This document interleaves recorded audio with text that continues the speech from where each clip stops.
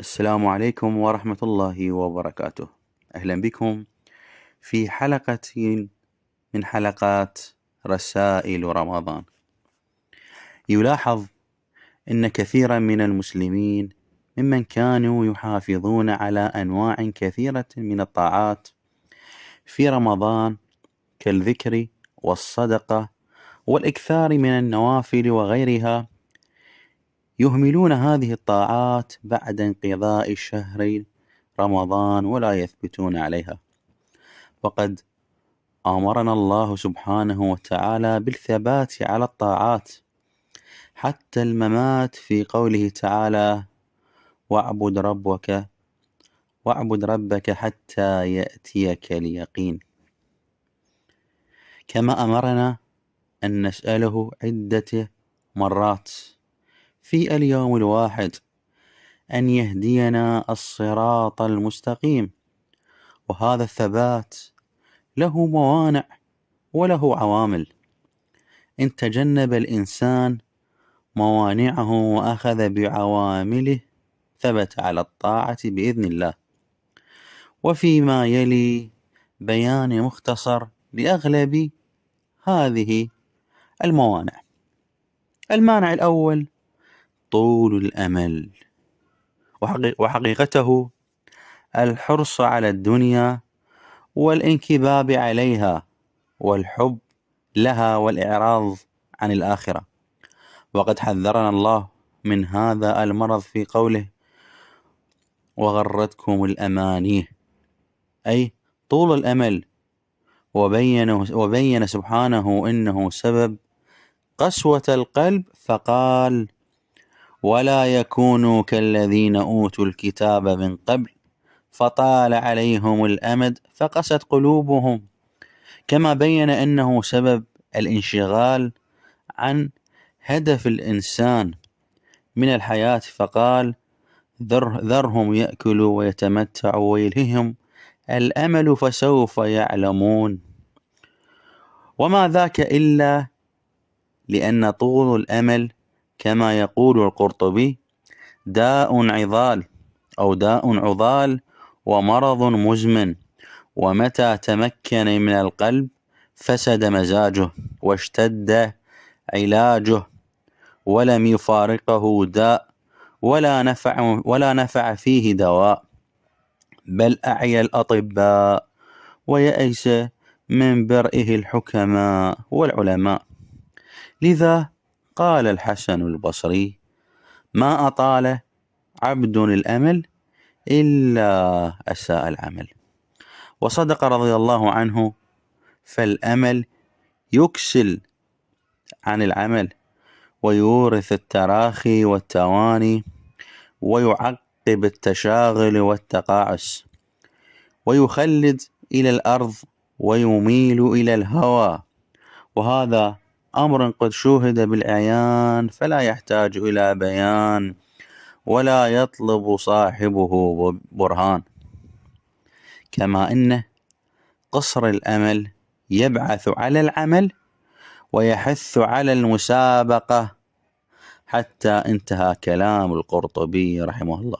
أما المانع الثاني الانشغال بالمباحات والتوسع فيها. طيب، ما هذه المباحات؟ فلا شك أن التوسع في المباحات من الطعام والشراب واللباس ونحوها سبب في التفريط في بعض الطاعات وعدم الثبات عليها، فهذا التوسع يورث الركون والنوم والراحة والدعة، بل قد يجر إلى الوقوع في المكروهات، لأن المباحات باب الشهوات وليس للشهوات حد. لذا أمر سبحانه بالأكل من الطيبات ونهى عن الطغيان فيها. قال تعالى: كلوا من طيبات ما رزقناكم ولا تطغوا فيه. ولا يعني هذا التحريم، ولا يعني هذا تحريم ما أحل الله به، فقد كان نبينا عليه الصلاة والسلام وهو أصدق الزاهدين، يحب العسل والحلواء ويأكل اللحم ويقبل ويقبل ما يقدم إليه إلا أن يعافه، أي لا يرغب فيه. فاستعمال المباح لا حرج فيه، لكن الآفة أن يكون في ذاته هدفا وغاية. أما المانع الثالث يا أحبتي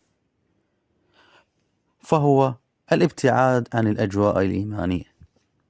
فمن أصول العقيدة الإسلامية أن الإيمان يزيد وينقص، فيضعف ويضمحل إذا عرض العبد نفسه لأجواء الإباحية والفجور والتبرج والسفور، أو انشغل قلبه على الدوام بالدنيا وأهلها. لذا حث الشرع على مرافقة الصالحين وملازمتهم ليعتاد المسلم فعل الطاعات وترك السيئات. ومما يؤكد أن البيئة تؤثر في إيمان العبد قول رسولنا عليه الصلاة والسلام: كان في من كان قبلكم رجل قتل 99 نفسا، فسأل عن أعلم أهل الأرض فدلوه على راهب فأتاه فقال: إنه قتل 99 نفسا، فهل له توبة؟ فقال له: لا.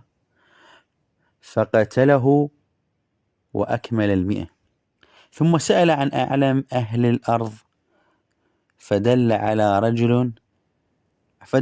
رجل عالم فقال: إنه قتل 100 نفس، فهل له من توبة؟ فقال: نعم. ومن يحول بينه وبين التوبة انطلق إلى أرض كذا وكذا.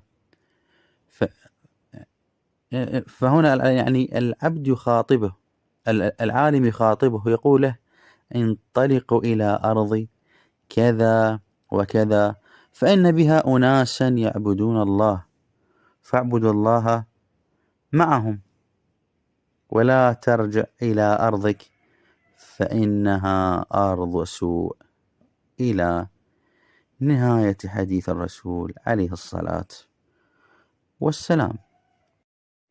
فأحبتي، هذه رسالتنا الأولى عن موانع الثبات على العبادات والطاعات ما بعد شهر رمضان. والرسالة القادمة هي عوامل الثبات على العبادات بعد شهر رمضان. نلتقيكم في حلقة أخرى.